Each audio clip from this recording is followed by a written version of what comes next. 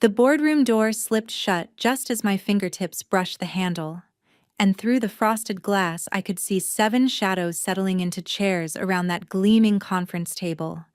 My conference table, the one where I'd unveiled my prototype 18 months ago, my voice shaking with excitement as I revealed what 3 years of 18-hour days in my garage had created.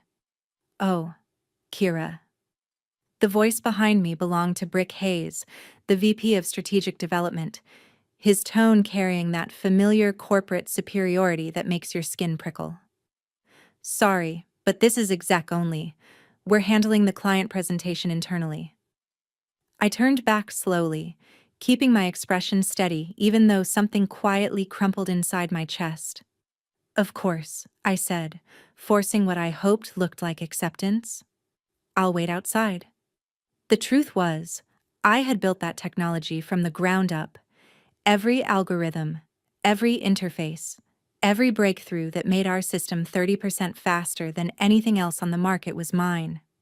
When they acquired my startup for what felt like life-changing money at the time, I stayed on as what they called a senior consultant, a deliberately vague title that kept me in the shadows while they strutted around in suits taking credit for innovation they couldn't even properly explain. But this wasn't just another client pitch. The $50 million contract they were about to present belonged to Elias Morton, the first investor who believed in my vision when everyone else said it was impossible.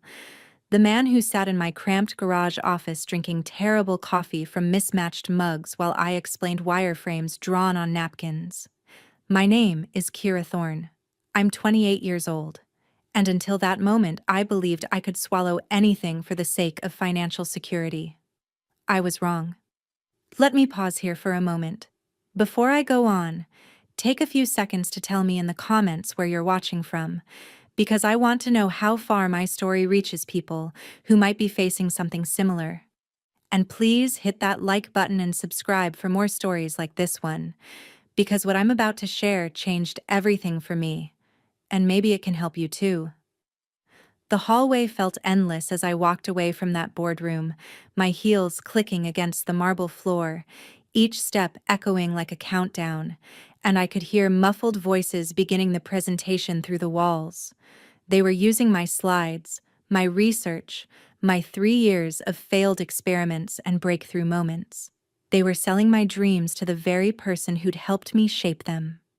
I reached my office, a cramped corner space shoved into the far end of the building, nothing like the sunlit rooms the executives enjoyed. I sat at my desk and stared at the single photo I kept there. Me and my dad in his workshop when I was 12, both of us smeared in grease, smiling over some battered engine we'd managed to repair together. He passed away before he could see what I'd built. But he always told me the best revenge against people who underestimate you isn't proving them wrong. It's proving them irrelevant. For the first time in 18 months, I wasn't thinking about staying quiet or playing it safe. I was thinking about that clause buried deep in my acquisition contract, the one my lawyer pushed for even when I thought it unnecessary. The clause stating that if the company ever misrepresented or misused my technology, I retained certain rights. The presentation lasted 2 hours. I know because I watched every executive leave that boardroom with smug triumph plastered across their faces. Broderick even had the nerve to give me a thumbs up as he passed my doorway, as if I should feel honored to witness their success from the sidelines. That night, I went home and pulled out a box I hadn't touched since the acquisition. Inside were all my original notebooks, prototype sketches, and early correspondence with Elias. Every late-night brainstorming session was preserved in handwritten notes and email threads. Every breakthrough moment was time-stamped and signed by both of us. More importantly, I still had his personal phone number. I called him at 11 p.m., not through corporate routes or intermediaries, but directly. The way we used to talk when I was just a woman with an improbable idea, and he was the only investor bold enough to believe in it. "Kira," he said, surprised but warm. "I didn't expect to hear from you tonight. The presentation today was impressive, though I have to admit, Something felt off. My pulse quickened. What do you mean? Well, he paused, and I could imagine him in his home office wearing one of those worn sweaters he liked during evening calls. The team seemed to struggle with certain technical points. When I asked about the original spark behind the core algorithm, they gave me plenty of corporate jargon but no real story. You know how much I value the human element behind innovation. This was it. The opening I needed. But I had to be cautious. I couldn't sound resentful or vengeful. I had to sound professional, thoughtful, and above all, honest. Elias, I said carefully, can I ask you something? Do you remember our conversation about intellectual integrity? The one in my garage about how the tech world has a habit of letting people claim credit for work they never did? The silence stretched just long enough to twist my stomach. I remember, he said at last. Kira, are you telling me something I need to know? Over the next hour, I explained everything, not with fury or accusation, but with evidence. I sent him photos of my original sketches, timestamps from my development logs, and our early email exchanges. I showed him the clause in the acquisition contract about misrepresentation. I let the evidence speak on its own, and the best part was that I didn't have to persuade him of anything. He remembered our conversations, our collaborative building process, the way I could answer technical questions that even my hired developers struggled with. He had always known the technology originated with me, but he'd assumed the company was properly crediting me as its creator.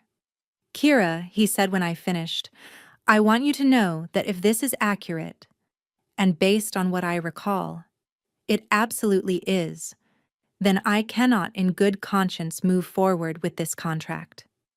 More than that, I think we need to have a very different conversation about the future. What kind of conversation? The kind where I ask if you'd consider starting over with proper funding, proper ownership, and proper recognition for your work.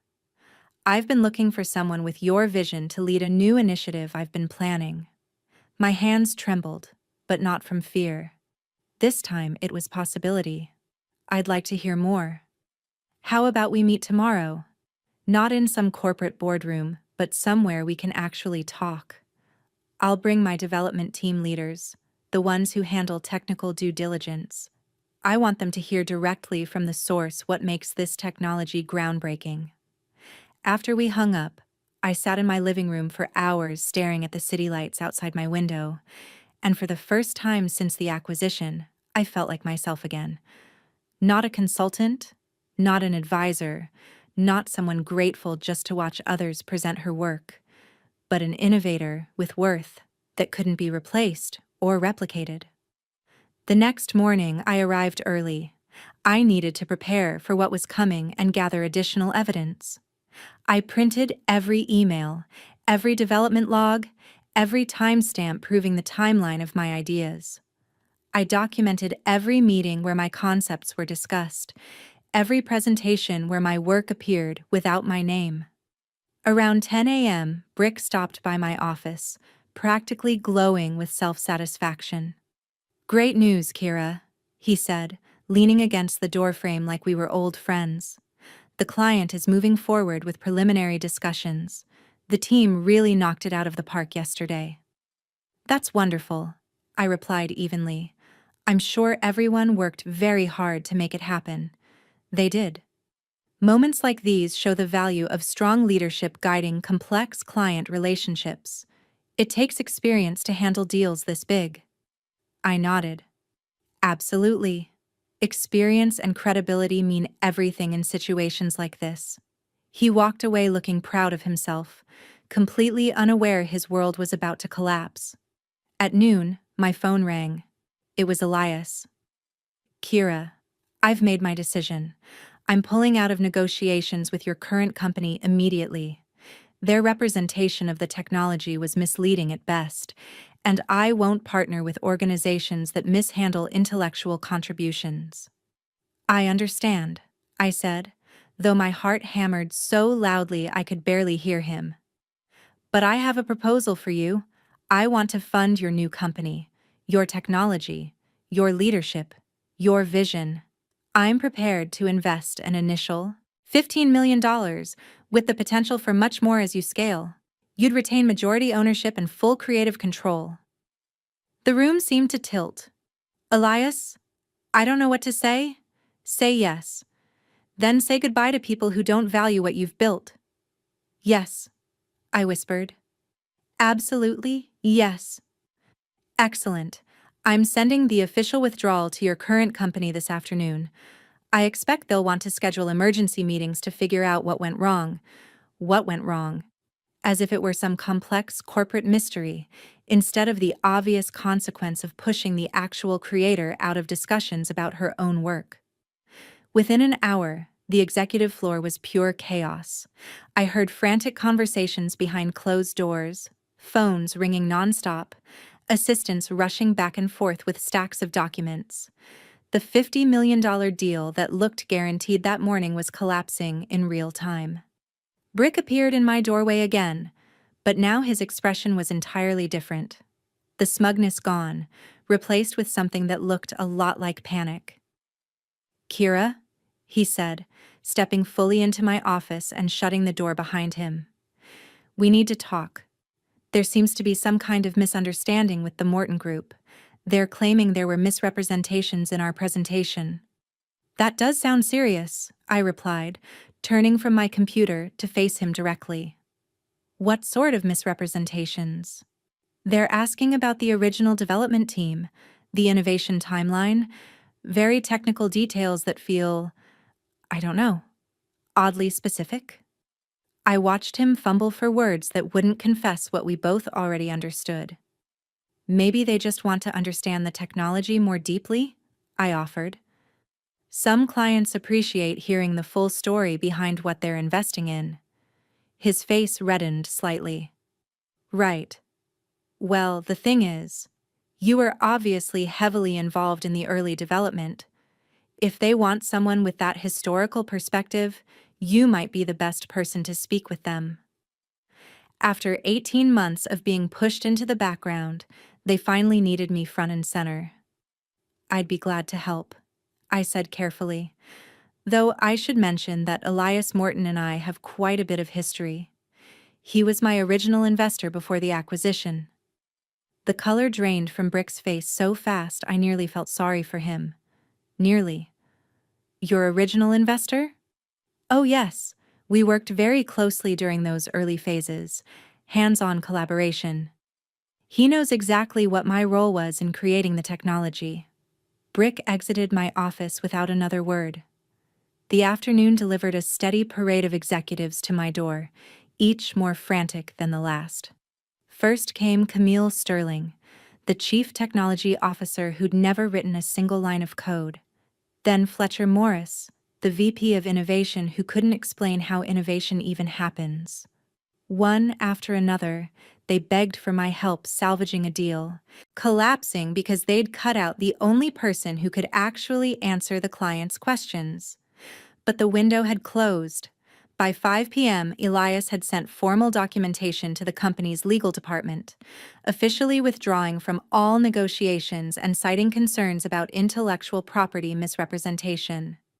His letter specifically demanded clarification about the original development team and detailed proof of each member's actual contributions to the core system. These executives had built their careers on claiming credit for work they barely understood, and now someone was asking them to verify their expertise. At 6 p.m., I submitted my resignation, brief, professional, and effective immediately. By 6:30, I walked out of that building for the final time, carrying only my belongings and the deep satisfaction of knowing everything was shifting. The calls started that night. First Brick, then Camille, then Fletcher, all suddenly eager to talk through my departure and explore paths forward. All of them abruptly very interested in acknowledging my contributions. Too little, far too late. The next morning, I woke up as the majority owner of a fully funded tech company backed by one of the most respected investors in the industry. The morning after, I read in the business news that 7 executives from my former company had resigned following the collapse of their biggest potential contract. The most poetic part was that I never had to destroy them. I simply let the truth rise to the surface. When someone asks you to prove you built something and you can't, the conversation usually ends on its own.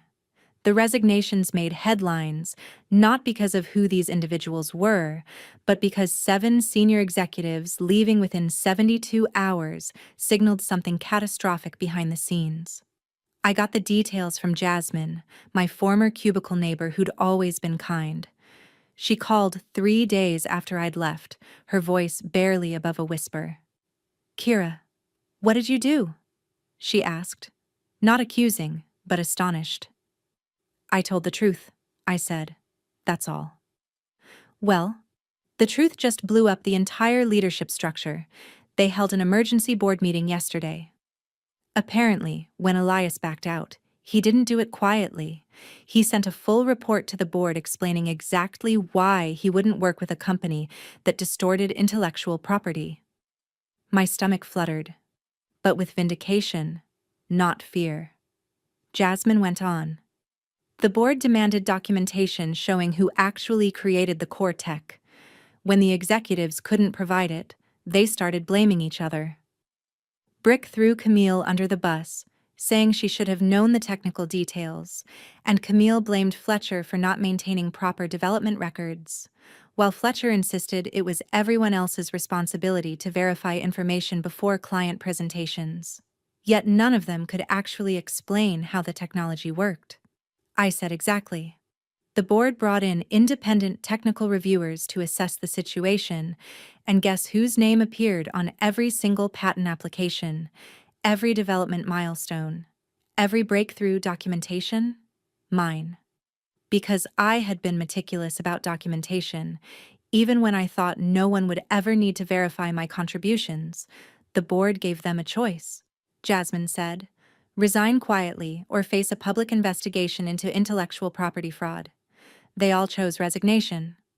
After that call, I sat in my new office, a bright windowed space in a building I'd chosen specifically because it felt nothing like my old workplace, and tried to process what had happened.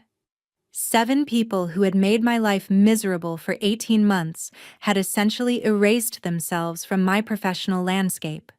Not because I schemed or manipulated or destroyed them, but because they'd built their careers on a foundation that couldn't withstand basic scrutiny. The irony was staggering. They'd excluded me from the meeting because they thought I wasn't important enough to be there, but excluding the actual creator of the technology from discussions about that technology exposed the fact that none of them understood what they were selling. My new company launched 6 weeks later. Elias introduced me to a team of brilliant developers who actually wanted to understand my vision instead of just profiting from it. We called the company Apex Innovations. Simple, direct, and completely owned by me. The first major client meeting was surreal. I sat at the head of a conference table in my own building, presenting technology I'd created to people who respected my expertise, answering technical questions myself instead of watching someone else stumble through explanations they didn't comprehend. But the real validation came 4 months later when Elias brought me an opportunity that made my original $50 million deal look modest. "Kira," he said during one of our weekly strategy meetings, he had contacts in the aerospace industry looking for exactly the kind of innovation I'd developed, but scaled for much larger applications. $200 million to start, with potential for international expansion worth significantly more. I stared at him, remembering the months I felt grateful just to have a job working on my own technology. "What's the timeline?" I asked. They wanted to meet next month. Just me, specifically requesting to work directly with the original innovator. The meeting took place in a conference room overlooking the city skyline, and as I presented my expanded vision, I kept thinking about that closed boardroom door from almost a year earlier, the click of the handle, the dismissive voice telling me I wasn't important enough to be included. This time, I was the only person in the room they wanted to hear from. The aerospace executives signed the contract that afternoon. 6 months later, my former company was acquired by a larger corporation for significantly less than its projected value. Losing the Morton Group deal had triggered investor confidence issues and client trust concerns, and business articles mentioned leadership instability and questions about intellectual property management. I learned about the acquisition from a LinkedIn notification. Several former colleagues reached out to congratulate me on my success, mentioning they were seeking new opportunities as layoffs loomed. But the message that caught my attention came from an unexpected source. Brick Hayes sent me a connection request with a personal note. Kira, I hope we can put the past behind us. I've learned a lot about the importance of proper attribution and would love to discuss potential collaboration opportunities. I stared at his message for a long time. This was the same man who spent 18 months treating me like an inconvenient afterthought, who smirked when I was excluded from presenting my own work, who took credit for innovations he couldn't even explain. Now, he wanted to collaborate. I declined the connection request without responding. Some people think revenge means making your enemies suffer, but the most satisfying revenge is becoming so successful that your enemies become irrelevant. Brick wasn't my problem anymore. He was just someone I used to work with who'd made some poor choices.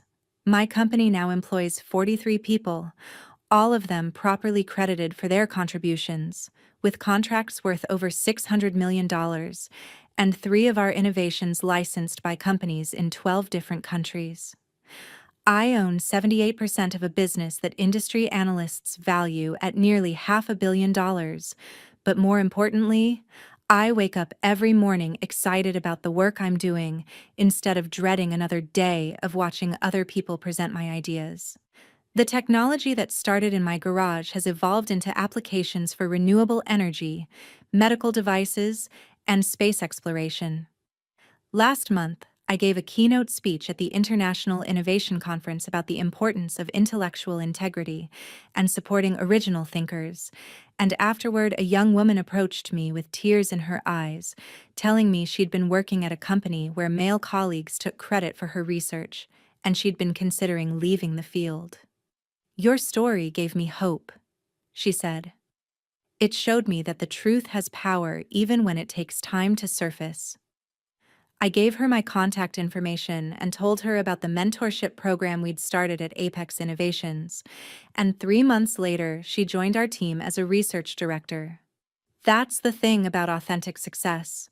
It creates opportunities to lift other people up instead of just climbing over them.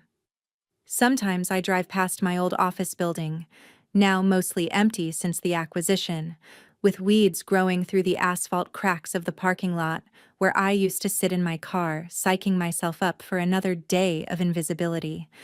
But I don't feel vindictive. I feel grateful. Those 18 months of frustration and exclusion taught me exactly what kind of leader I didn't want to become, showed me the difference between authority based on position and authority based on competence, and proved that you don't have to destroy people who underestimate you. You just have to build something so undeniably excellent that their opinions become meaningless. The last I heard, Brick was consulting for small tech startups.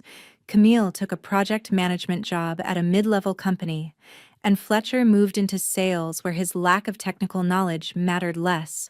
They all landed somewhere. That's the corporate world. There's always another position for people who manage without creating. But there's only one person who can claim to have built what I built, and that person is me. Looking back, I realized that when they closed that boardroom door, they didn't just exclude me from a meeting, they freed me from the illusion that I needed their approval to succeed. They forced me to remember that I had built something valuable, not because of their guidance, but in spite of their interference. The girl who spent 3 years in a garage surviving on determination and terrible coffee didn't need permission to be brilliant. She needed the courage to stop asking for it. If you're watching this and you're in a situation where people are taking credit for your work, excluding you from opportunities you've earned, or making you feel like you should be grateful just to be in the room, listen carefully. Your value doesn't decrease because someone else fails to recognize it. Your contributions don't become less significant because someone else presents them. Document everything, keep records, maintain relationships with people who understand your capabilities, and never let anyone convince you that being overlooked is the same as being unimportant. The truth has a way of surfacing, especially in a connected world where intellectual property and original contributions can be verified.